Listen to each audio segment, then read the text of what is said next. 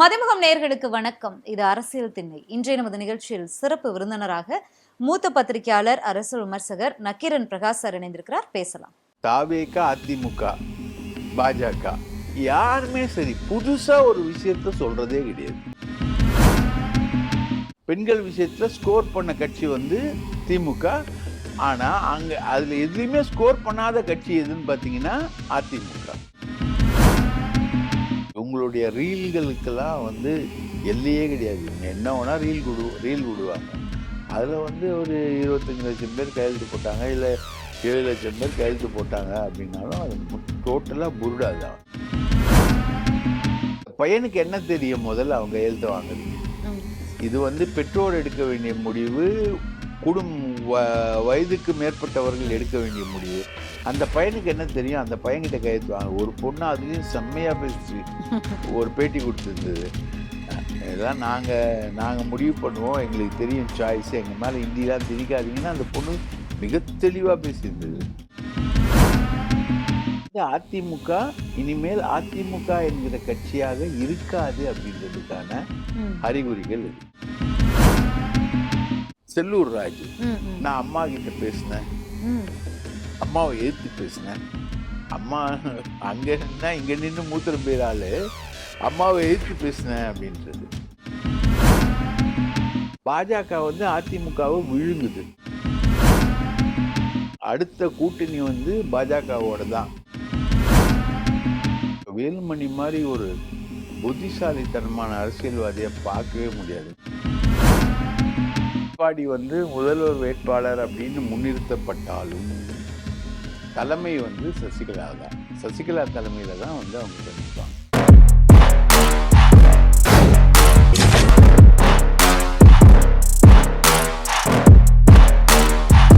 அரசியல் திண்ணை நிகழ்ச்சியில இணைந்தமைக்கு மகிழ்ச்சி சார்.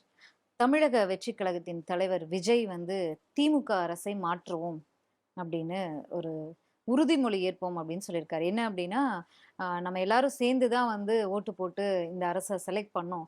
பட் மக்களுக்கு, அதாவது குறிப்பா மகளிருக்கு பாதுகாப்பை வழங்குவதில் தவறிடுச்சு இந்த அரசு. அதனால மாற்றம் நடக்கக்கூடியதுதான். ஸோ இந்த அரசை மாற்றுவோம் அப்படின்னு உறுதியேற்போம் அப்படின்னு இன்னைக்கு மகளிர் தின வாழ்த்துக்களை சொல்லியிருக்காரு. திமுக அரசை மாற்றுறதுல உறுதி அப்படின்னு. ஆமா, ஒரு முதல் முறையில திமுகன்ற வார்த்தையை சொல்லியிருக்காரு. ஆமா, இது வரைக்கும் சொல்ல. ஆமா, பாயாசம் தான் சொல்லியிருந்தாரு. இப்பதான் பாயாசத்துல இருந்து மாறி திமுக அப்படின்னு அரசியல் பேச வந்திருக்காரு. அதுல கூட நிறுத்தி தான் பேசுறாரு. அவருக்கு என்ன ட்ரபிள்னு தெரியல. அந்த வண்டி ஸ்பீடாவே ஆக்சிலேட்டர் யாரும் கொடுக்க மாட்டாங்க. அப்பப்போ நின்று போது, நின்று போனா பரவாயில்ல, அப்பப்போ ஆஃப் ஆகுது அந்த வண்டி. அதுக்கப்புறம் ஸ்டார்ட் பண்ண வேண்டியதா இருக்கு.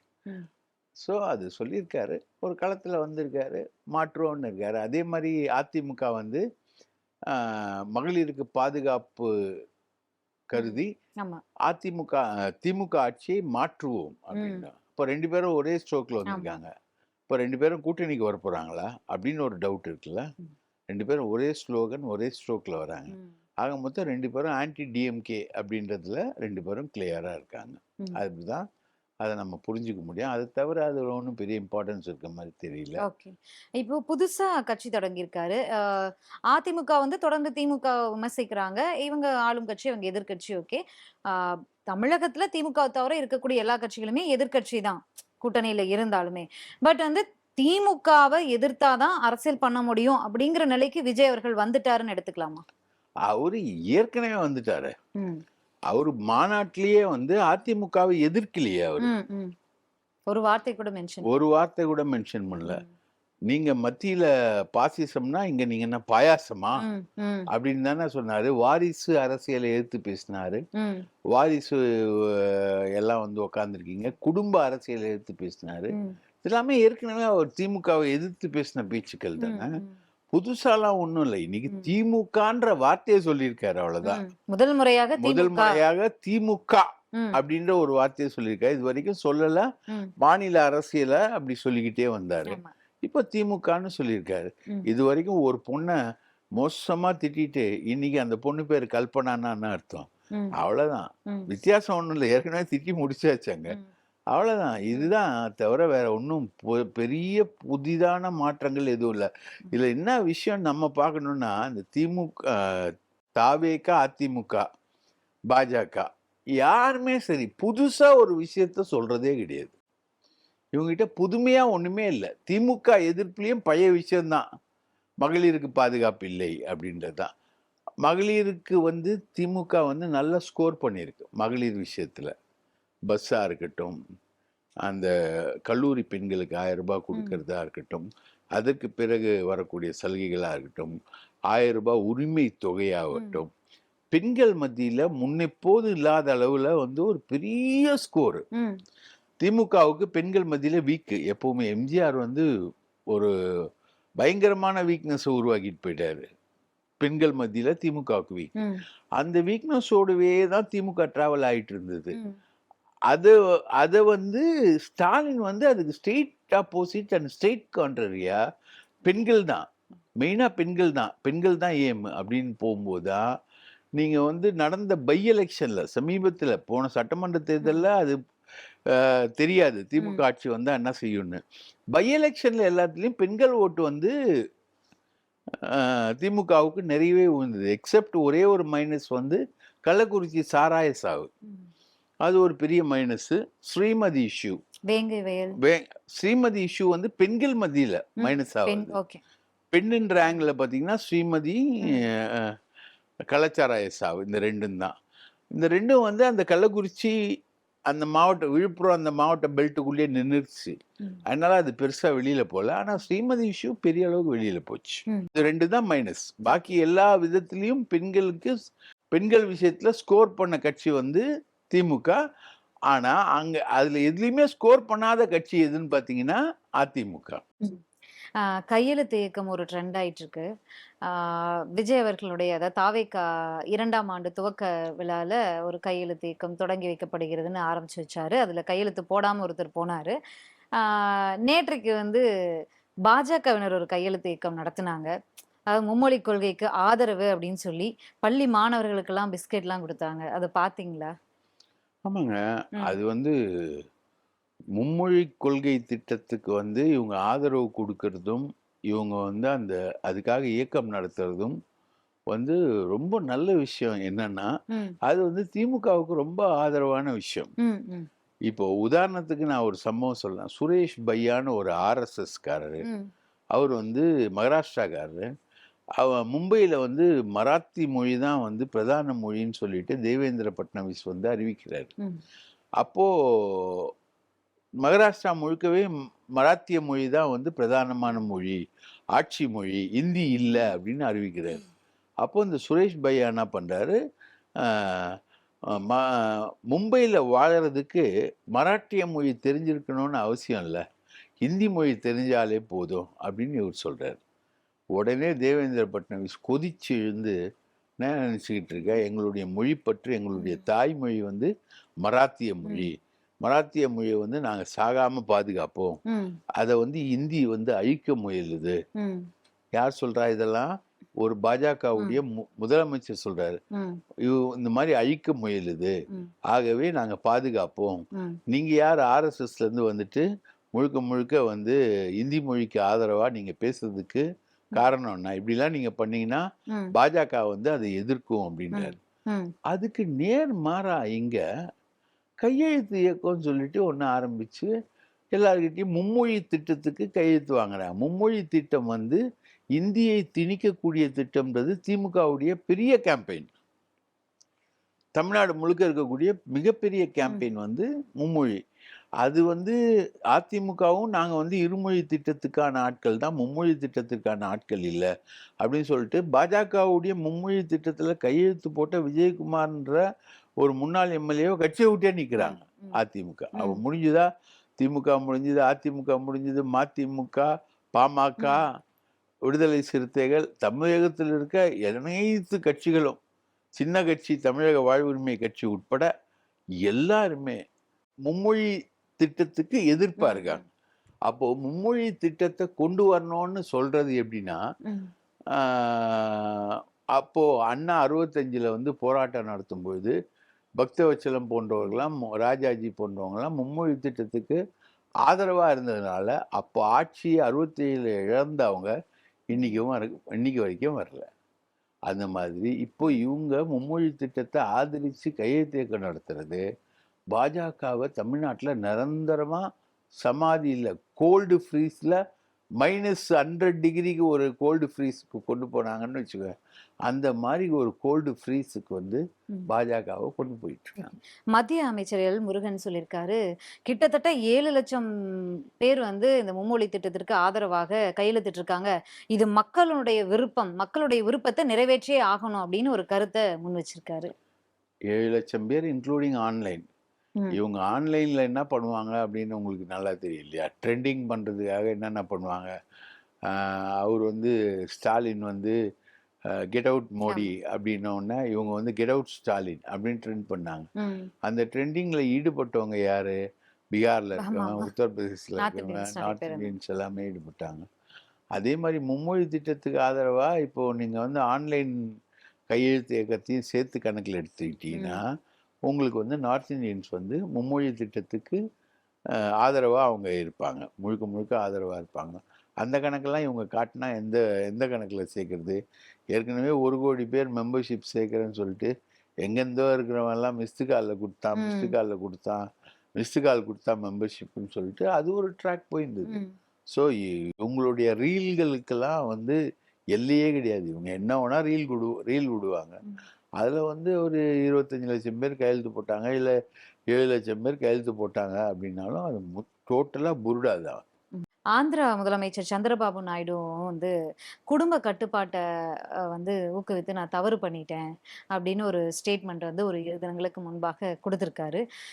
யாரெல்லாம் இவங்களுக்கு ஆதரவா இருந்தாங்களோ அவங்கெல்லாம் இன்னைக்கு வெளியில வந்து இவங்களுடைய ஒவ்வொரு திட்டம், ஒவ்வொரு மசோதா வரும்போது அவங்கெல்லாம் இன்னைக்கு வந்து அவங்க வெளியில வந்து கருத்துக்களை சொல்லும்போது பாஜகவிற்கு எதிராக இது திரும்புமா இல்ல சரி கட்டி கொண்டு போயிருவாங்களா? அதாவது தொகுதி மறுசீரமைப்பு அப்படின்ற விஷயத்துல வந்து தென் மாநிலங்கள் வந்து ரொம்ப பெரிய அளவுக்கு பாதிக்கப்படுது. அந்த தொகுதி மறுசீரமைப்புன்றது வந்து வட மாநிலங்களை கொஞ்சம் பூஸ்ட் பண்ணி விடுறதுக்கான ஒரு விஷயம். எப்படி எங்கேயோ பிறந்த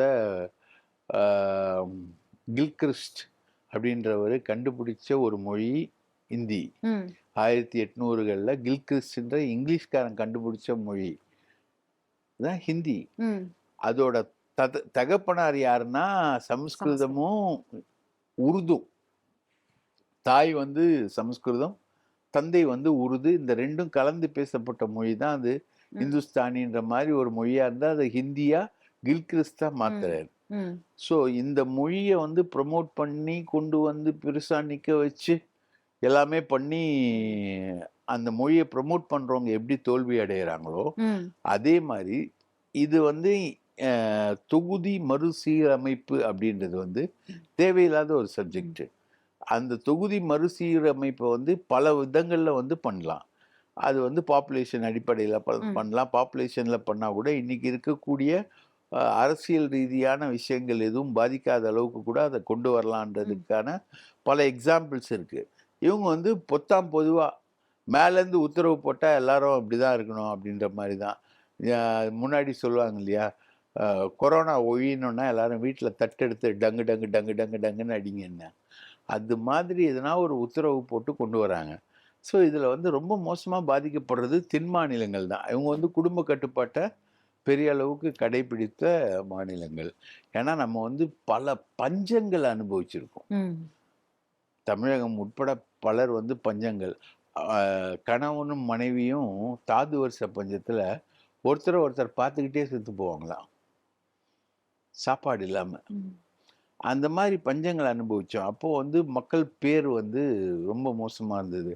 அதே மாதிரி அந்த காலகட்டங்களில் வந்து எல்லாரும் சொல்லுவாங்க நிறைய நாட்கள் வாழ்ந்தாங்கன்னு. நிறைய நாட்கள்லாம் வாழலை யாரும். 45-50 வயசுலயே நிறைய பேர் இறந்த வரலாறு தான் நமக்கு இருக்கு. அந்த ஆவரேஜ் டெத் ரேட் வந்து பழைய காலங்களில் ரொம்ப அதிகமாக இருந்திருக்கு. ஸோ அப்போத்துலேருந்து நம்ம வந்து ரொம்ப கேர்ஃபுல்லாக நம்ம ஃபேமிலிஸை வந்து கொண்டு போனோம். நாம் இருவர் நமக்கு ஒருவர் வரைக்கும் அவங்க நம்ம கொண்டு போயிட்டு அந்த ஃபேமிலி பிளானிங்கை பர்ஃபெக்டாக பண்ணோம். ஹிந்தியை கொண்டு வந்தாங்க, நம்ம ஏத்துக்கல. ம். ஃபேமிலி பிளானிங் கொண்டு வந்தாங்க, ஏத்துக்கிட்டோம். ம். சக்சஸ்ஃபுல்லா அதை நம்ம ம். இம்ப்ளிமெண்ட் பண்ணோம். ஏன்னா நல்ல விஷயம். ம். நம்மளோட அனுபவமும் அந்த மாதிரி இருந்தது. அதுதான் இப்போ சந்திரபாபு நாயுடு சொல்றாரு. நாங்க வந்து ஃபேமிலி பிளானிங்கை வந்து பெரிய அளவுக்கு கொண்டு போனது தப்பு. ம். அதனால இன்னைக்கு வந்து தொகுதிகள் குறைக்கக்கூடிய ம். சூழல் என்பது இன்னைக்கு வந்திருக்கு.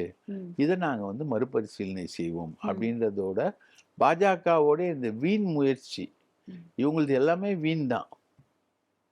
அந்த காலத்துல கொண்டு வரப்பட்ட சமஸ்கிருதம் தானே, ம். அதை வச்சு தானே இவங்க சொல்லுவாங்க. வேதங்கள்லையும் பகவத்கீதையை தானே அவங்க சொல்றாங்க. மயாவர்ணம் சதுர்வர்ணம் மாயா சிஸ்டம். ம். அந்த மாதிரி தானே இவங்க கொண்டு வராங்க. ஜாதிய ம். வர்ணாசிரம முறைகளையும் அப்படிதானே கொண்டு வராங்க. ஸோ இவங்களது எல்லாமே அப்படிதான் வரும். ம். அதை வந்து ஏத்துக்கவே மாட்டாங்க ம். இவங்க. பெரிய அளவுக்கு ஏத்துக்க மாட்டாங்க. ஆளுநர் அவர்கள் சமீபத்துல கொஞ்ச நாட்கள் அமைதியா இருந்தாரு. அப்புறம் சமீபத்துல தொடர்ந்து மறுபடியும் கருத்துக்கள சொல்ல ஆரம்பிச்சுட்டாரு.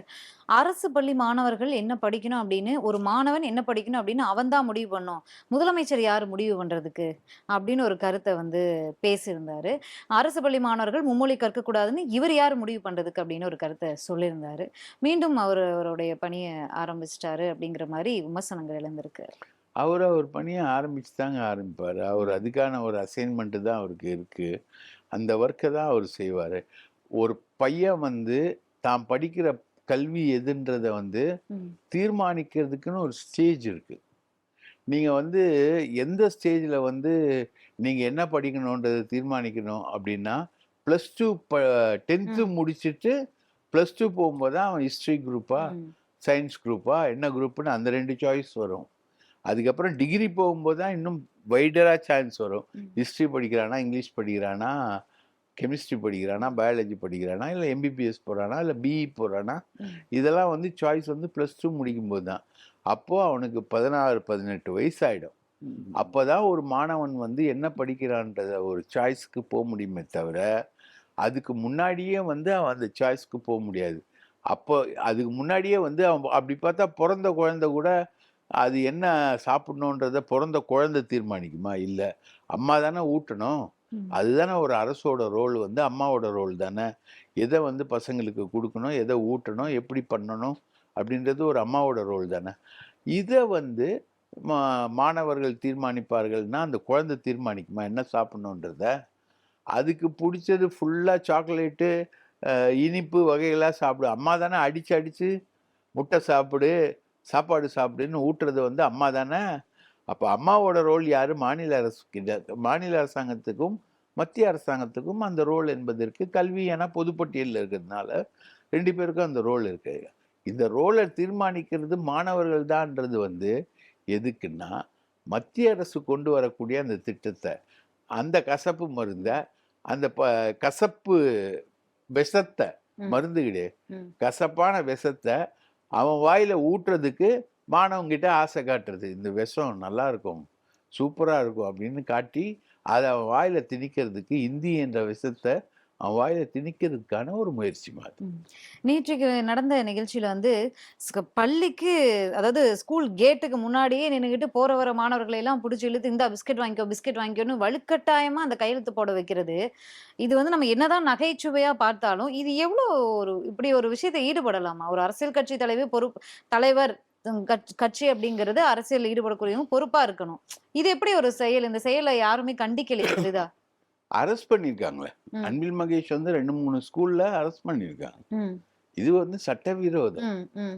நீங்க வந்து அந்த பையனுக்கு என்ன தெரியும் முதல்ல அவங்க கையெழுத்து வாங்குறீங்க? ம். இது வந்து பெற்றோர் எடுக்க வேண்டிய முடிவு, குடும் வ வயதுக்கு மேற்பட்டவர்கள் ம். எடுக்க வேண்டிய முடிவு. அந்த பையனுக்கு என்ன தெரியும்? அந்த பையன்கிட்ட கையெழுத்து வாங்க. ஒரு பொண்ணு அதுலயும் செம்மையா பேசுச்சு. ஒரு பேட்டி குடுத்திருந்தது. இதெல்லாம் நாங்க நாங்க முடிவு பண்ணுவோம். எங்களுக்கு தெரியும் சாய்ஸ். எங்க மேல இந்திலாம் திணிக்காதீங்கன்னு அந்த பொண்ணு மிகத் தெளிவா பேசியிருந்தது. ம். உங்களால மாணவிகளையும், மாணவர்களையும் முட்டாளாக்க முடியாது. இவங்க கையெழுத்து வாங்குறது 5வது படிக்கிறவன், 3வது படிக்கிறவன்ட்டலாம் கையெழுத்து வாங்குறாங்க. ம். இந்த கையெழுத்து வாங்குறது வந்து லட்சக்கணக்குல போகுதுன்றாங்களா, அவங்கலாம் வந்து இந்தியா முழுக்க இருக்கிறவங்க கிட்ட கையெழுத்து வாங்கிட்டு இருக்காங்க.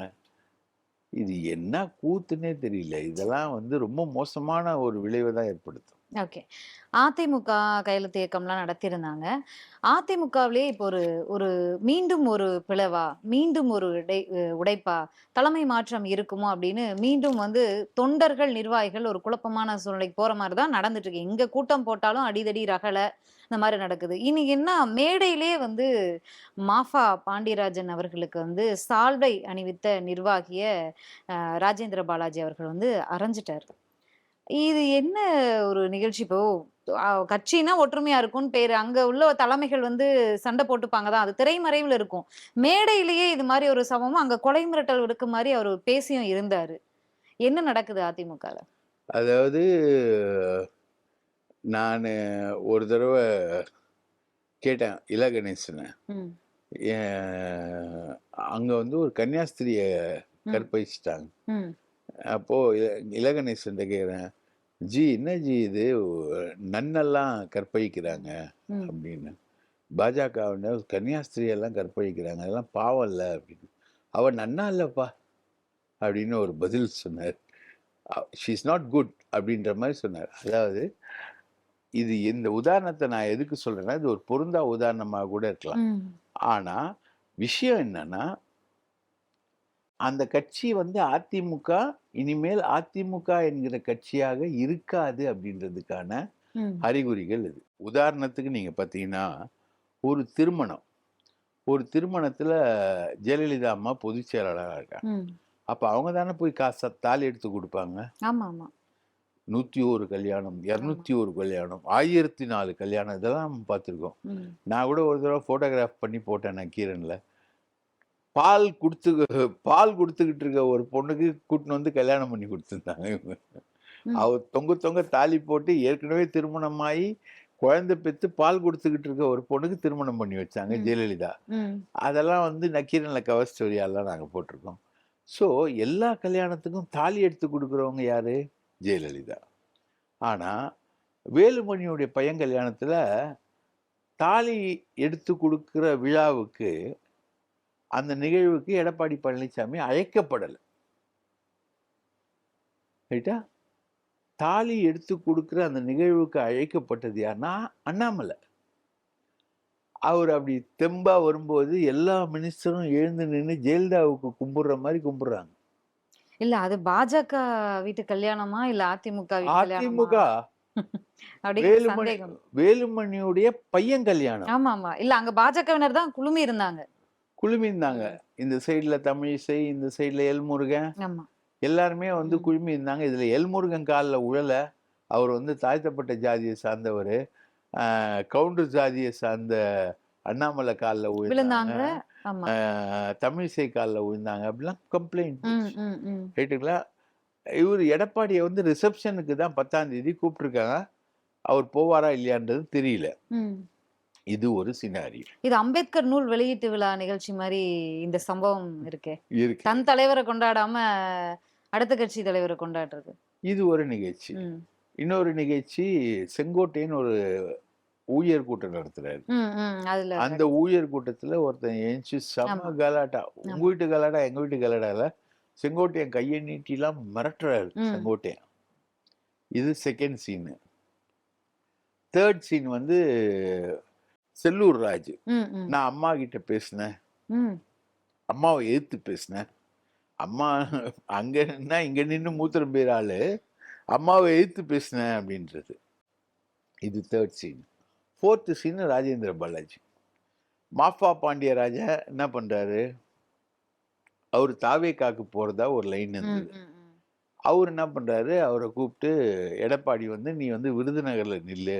ம், விருதுநகர்ல வந்து தேமுதிகல நின்ன ம், விஜயகாந்த் பையன் வந்து நெறைய ஓட்டு வாங்குனான். ம், நீ போய் நில்லு. ம், நான் பார்த்துக்கிறேன் ம், அப்படின்னார். விருதுநகரோட மாவட்ட செயலாளர் வந்து ராஜேந்திர பாலாஜி. இவரு வந்து இருக்கிற இப்போ ஆட்சி திமுக ஆட்சி வந்த பிறகு விருதுநகர் பக்கமே போனதில்ல இவரு. அப்போ வெறும் எங்கேருந்தோ வந்துட்டு வந்து நீ ஓட்டு மட்டும் கேட்க வந்துருவியா? எம்எல்ஏ சீட்டு மட்டும் கேட்க வந்துருவியா? அப்படின்றது ராஜேந்திர பாலாஜிக்கு இருக்கக்கூடிய கோவம். அவரு ம், வந்து ஒருத்தன் சால்வ போடுறான். ம், சால்வையே போட்டு செம்ம அடி அடிக்கிறாரு. ம். இல்ல அந்த கோவத்த வந்து நீங்க இபிஎஸ் அவர்கள் கிட்ட தானே கேட்கணும். Very good. அது எப்படி இவர்கிட்ட எப்படி இப்படி ஒரு அநாகரிகமா ஒரு மேடையில நடந்துச்சு? ரைட். இதுல ம். தான் ஒரு சூட்சுமம் இருக்கு. ம். என்னன்னா, இந்த 4 இன்சிடென்ட்டும் சரி, ம். இன்க்ளூடிங் அண்ணாமலை இன்சிடென்ட்டும் சரி, வேலுமணி வந்து திருமண இன்சிடென்ட்டும் ம். சரி, எல்லாத்துக்குமே டைரக்ஷன் வந்து பிஜேபி. பிஜேபியுடைய தூண்டுதலால தான் இந்த சம்பவங்கள் நடக்குது. ம். பிஜேபி வந்து உலகத்துக்கு வெளிக்காட்ட நினைக்கிறது அதிமுகலாம் ஒரு கட்சியே கிடையாது. எடப்பாடிலாம் ஒரு பொதுச் செயலாளரே கிடையாது. ஒரு தலைவருக்கான ஆளுமை இல்ல அப்படின்னு. ஆளுமை கிடையாது. அந்த கட்சியில கட்டுப்பாடும் கிடையாது. ம். எதுவுமே கிடையாது. நாங்க நினைச்சா என்ன வேணா பண்ணுவோம். அந்த கட்சியில வந்து முன்னாடி காங்கிரஸ்காரங்க கூட்டம் நடத்தும்போது ஆமா. அடிதடி. சட்டைக்கையும் வேஷ்டிய கழட்டுவாங்கன்னு. ம். அந்த சீன் வந்து இன்னைக்கு வந்து அதிமுகவுக்கு வந்துருச்சு. நடக்குது. அதிமுகல அந்த சீன் எல்லாம் நடக்குது. ம். ஸோ அப்போ பாஜக தான் இதெல்லாம் தீர்மானிக்குது. ம். பாஜக வந்து அதிமுகவை விழுங்குது. ம். ரைட்டா? எடப்பாடி வந்து பொதுச் செயலாளரா இருக்கணும்னு நினைக்கிறது வந்து யாரால முடியும்னா, பாஜக விரும்பணும். அப்பதான் அவர் பொதுச் செயலாளரா இருக்க முடியும். ம். இல்லாட்டி அவர் பொதுச் செயலாளர் இல்ல. எஸ்பி வேலுமணியா, செங்கோட்டையனா யாராவது பொதுச் செயலாளர் ஆகும். அடுத்த கூட்டணி வந்து பாஜகவோட தான். ஓகே. இது முன்னாடி ம், கொஞ்ச நாளைக்கு முன்னாடி வந்து அடுத்த தலைவராக வேலுமணி வரப்போகிறார். பாஜக உதவியோடு வேலுமணிக்கு வந்து இபிஎஸ் காலி பண்ணிட்டு அந்த இடத்துக்கு வரப்போறாரு. அதற்கான வேலைகள்லாம் ஈடுபட்டு வராரு. இபிஎஸ் அவர்களும் வேலுமணி அவர்களும் பேசிக்கிறதே இல்ல அப்படிங்கிற மாரி நெறைய செய்திகள்லாம் வந்துட்டு இருந்துச்சு. இபிஎஸ்க்கு எதிராக உள்ளடி வேலை பார்க்குறாரு அப்படின்லாம் வந்து செய்திகள் வந்துச்சு. ஆனா இன்னைக்கு இந்த திருமண நிகழ்ச்சி நடந்தத பார்த்தா, அனைத்து பாஜக தலைவரும் இருந்து வேலுமணி அவர்களுடைய மகன் திருமணத்த நடத்தி வைக்கிறாங்க. அதிமுக தலைவர் அங்க இல்ல. அப்ப இத பார்க்கும்போது இது உண்மைதானோ? இது உறுதியா நடக்க போகுதோ? அப்படிங்கிற மாரி ஒரு ஒரு காட்சி நமக்கு தோணுதுல்ல. கண்டிப்பா. ம். வேலுமணி வந்து முழுக்க முழுக்க வேலுமணி மாரி ஒரு புத்திசாலித்தனமான அரசியல்வாதிய பார்க்கவே முடியாது. வேலுமணியும் பாஜகவோட ரொம்ப க்ளோஸு. ஜக்கி வாசுதேவோட ரொம்ப க்ளோஸு. ஜக்கி வாசுதேவ் அ இடத்துல தான் அந்த சிவராத்திரிக்கு வரக்கூடிய அமித்ஷாவ போய் இவரு ஆமா. சந்திக்கிறாரு, பேசுறாரு. ம். செங்கோட்டையனெல்லாம் கூப்பிட்டுன்னு வந்து உட்கார வச்சு அவங்களோட பேசுறாரு. சசிகலா போய் அமித்ஷாவோட பேசுது. இது இப்போ சிவராத்திரி இந்த சமயத்துல சிவராத்திரியில. இது எங்கேயுமே செய்திகள்ல வரல. வரல. ஆ, ஆ. ஆனா போய் பார்த்து பேசினேன். இது அதாவது இது உறுதியான தகவல். ஆமா. ஆமா. அம்மன் அர்ஜுன்னு ஒருத்தர் வந்து அவர் வீட்ல வந்து ரெய்டு போச்சு. ம், ம், ம். அந்த ரெய்ட வந்து பண்ணது வந்து அதிமுக. ம், அதிமுக அம்மன் அர்ஜுன் எம்எல்ஏ. ம். அந்த ரெய்ட பண்ணது வந்து லஞ்ச ஒழிப்புத்துறை. அந்த ரெய்டுக்காக எல்லா மந்திரிகளும் வந்து கூடுனாங்க. ஆமா, ஆமா. அந்த அவர் வீட்ல உட்கார்ந்து உட்கார்ந்து கூப்பிட்டு பேசிக்கிட்டு இருந்தாங்க. உட்கார்ந்து சிரிச்சு பேசிக்கிட்டு ஆமா. இருந்தாங்க. அந்த ரெய்டு போக்குவரத்து நடக்கிறதுக்கு எப்பவுமே எந்த ரெய்டுக்குமே செங்கோட்டையன் வரமாட்டாரு. அம்மன் அர்ஜுன் ரெய்டுக்கு மட்டும் செங்கோட்டையன் வந்து கிளீனா வந்தாரு. ம். ஏன்னா, செங்கோட்டையன் உட்பட உட்கார்ந்து ஒரு ஆமா. பேட்சப் ஒண்ணு பேசிட்டு பண்றோம். இருந்தாங்க. இதுக்காக தான் வந்தாரு. ம். அவரு வந்து நம்ம அமித்ஷாவோட சந்திச்சு பேசியிருக்காங்க எல்லாரும். ம். சசிகலாவும் சீக்கிரட்டா சந்திச்சு பேசியிருக்காங்க. அவங்களோட வருகையும், ம். சந்திப்பும் ரகசியமாவே வைக்கப்பட்டிருந்தது. ம். இது எல்லாமே என்ன பேக்கப்னா, அதுக்கு முன்னாடி சதாசிவம் போய் ம். நம்ம எடப்பாடிய சந்திச்சு பேசுறாரு. சதாசிவமும், எடப்பாடியும் டாக்கிங் டெர்ம்ஸ்லயே இல்லாம இருந்தாங்க. அவர் போய் சந்திச்சு பேசி பிஜேபியோட கூட்டணிக்கு ஓகே பண்றாரு ம். சதாசிவம். அதுக்கப்புறம் தான் எடப்பாடி வந்து ஆ, போன தடவை இந்த எஸ்டிபிஐ கான்ஃபரன்ஸ்ல ம், சொன்னார் ம். இல்லையா? 2019லும் கூட்டணியிலே, 2024லும் கூட்டணியிலே, 26 2029லும் கூட்டணி ம். வராது ம், ம், ம். பாஜகவோடன்னு சொன்னார். அத மாத்தி இப்போ 6 மாசம் டைம் குடுங்க. கூட்டணிய பத்தி நம்ம டிசைட் பண்ணிக்கலாம் ஆமா. அப்படின்னு சொல்றாரு. ஓகே. இத தான் நான் கேட்க வந்தேன். கூட்டணி இல்ல பாஜக தொடர்பா பேசும்போது ஜெயக்குமார் முன்னாள் அமைச்சர் ஜெயக்குமார்லேருந்து அதிமுக நபர்கள் கொஞ்சம் கடுமையான வார்த்தைகள இதற்கு முன்பெல்லாம் பயன்படுத்திட்டு இருந்தாங்க. கூட்டணி உடைந்த பிறகு. ஆனா இப்ப சமீபத்தில முந்தா நேத்துன்னு நெனைக்கிறேன் அண்ணாமலை அவர்கள் சொல்றாரு, யாரெல்லாம் அன்னைக்கு வந்து பாஜகவோடு நாங்க கூட்டணி போனதுனால தான் நாங்க கேவலமா தோத்து போனோம். எங்களுக்கு ஒரு ஓட்டு கூட விழல அப்படின்னு பாஜகவ கேவலமா விமர்சிச்சாங்களோ, அவங்கலாம் இன்னைக்கு பாஜகவோட கூட்டணிக்காக தவம் இருக்காங்க. காத்து கிடக்குறாங்க, கெஞ்சிட்டு இருக்காங்க அப்படிங்கிற மாரி ஒரு கமெண்ட்ட பாஸ் பண்ணியிருக்காரு. இது தொடர்பா இபிஎஸ் அவர்கள்கிட்ட இன்னைக்கு கேள்வி கேட்கும்போது, அவர் என்ன சொல்றாரு, அவர் அதிமுகவ பத்தி சொல்லல. அவர் சொன்னது அதிமுகவ இல்ல அப்படின்னு அவர் சொல்றாரு. அப்ப அண்ணாமலை அவர்கள் யார சொன்னாரு? அண்ணாமலை சொன்னது வந்து ஜெயக்குமார. ஜெயக்குமாருடைய தொகுதி ராயபுரம். ராயபுரத்துல வந்து 40 to 50% வந்து முஸ்லிம்ஸ். ஓகே. பாஜக கூட்டணி வந்ததுனால தான் நாங்க தோத்தோன்றது வந்து ஜெயக்குமார். பாஜக கூட்டணி இருந்திருந்தா 10 பாராளுமன்ற தொகுதிக்கு மேல நம்ம ஜெயிச்சிருப்போன்றது எஸ்பி வேலுமணி. ரெண்டுத்துக்குமான 2 தேர்தல்களும் வேற, சட்டமன்ற தேர்தல், நாடாளுமன்ற தேர்தல். இன்னைக்கு வந்து காத்திருக்காங்க, போறாங்க வராங்கன்றது சொல்றது அவர் வந்து அதிமுகவை தான் சொல்றாரு. அதை வந்து எங்க அண்ணன் எடப்பாடி வந்து இப்போதைக்கு புதுசா ஒரு பொண்ணை பார்த்துட்டு போவார் மாப்பிள்ள. அந்த பொண்ணை பத்தி அவர் தப்பா பேசினாரு அப்படின்னு சொன்னா, மாப்பிள்ள அப்படிலாம் பேசிருக்க மாட்டார், மாப்பிள்ளையோட ஃப்ரெண்டுங்க பேசியிருப்பாங்க அப்படின்னு கொஞ்சம் சால்ஜா பாடையணும். ஏன்னா அந்த மாப்பிள்ளை அந்த பொண்ணுக்கு கிடைக்கணும்ல, அதுக்காக. அந்த மாதிரி தான் இப்போ இவர் சொல்லிட்டு இருக்காரு. இப்போ என்ன பிளான்னா, விஜயோட இவங்க கூட்டணி பேச்சுவார்த்தை நடத்திட்டு இருந்தாங்க.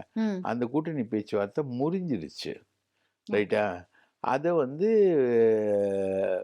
இவங்களுக்கு உள்ள டேர்ம்ஸ் செட் ஆகலை. 45, 117, 0, 10 இப்படி போயிருந்ததுல வந்து யார் முதல்வர்னு ஒரு சண்டை வந்தது. அதுல வந்து முறிஞ்சு போச்சு. உடனே விஜய் பேச்சுவார்த்தை நடத்தினதெல்லாம் உண்மைதான்.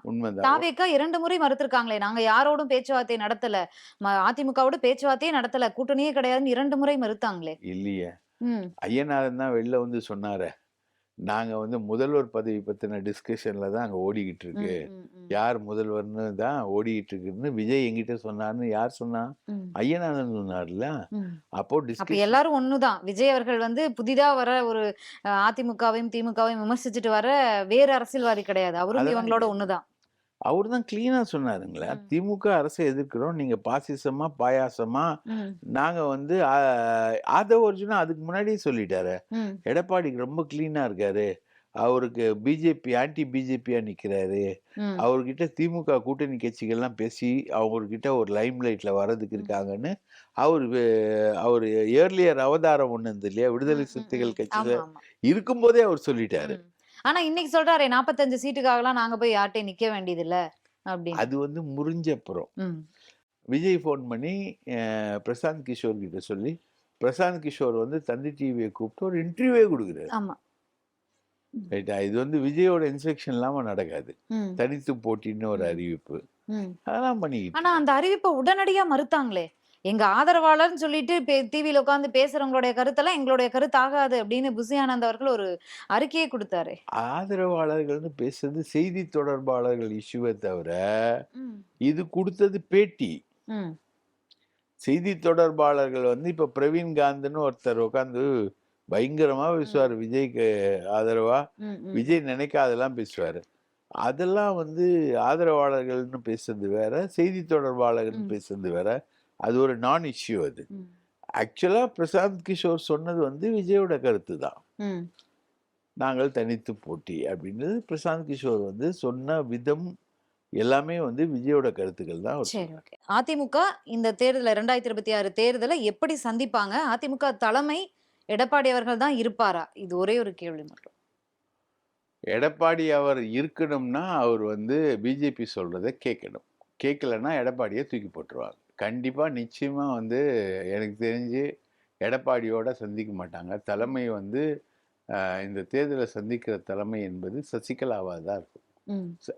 எடப்பாடி வந்து முதல்வர் வேட்பாளர் அப்படின்னு முன்னிறுத்தப்பட்டாலும் தலைமை வந்து சசிகலா தான். சசிகலா தலைமையில தான் வந்து அவங்க சந்திப்பாங்க. இந்த கூட்டணி பாஜக, அதிமுக, தேமுதிக, பாமக, அவ்வளவுதான் கூட்டணி. நன்றி சார், நன்றி. உங்களோட நேரத்தை எங்களோட பகிர்ந்தமைக்கு நன்றி. வாய்ப்பளித்ததற்கு மிக்க நன்றி. இன்றைய நமது அரசியல் திணை நிகழ்ச்சியில சிறப்பு விருந்தினராக இணைந்திருந்த நக்கீரன் பிரகாஷ் அவர்கிட்ட பல கேள்விகளை வச்சிருந்தோம், விளக்கமான பதில்களை கொடுத்திருந்தாரு. மீண்டும் இன்னொரு சிறப்பு விருந்தினரோடு சந்திக்கலாம். நன்றி.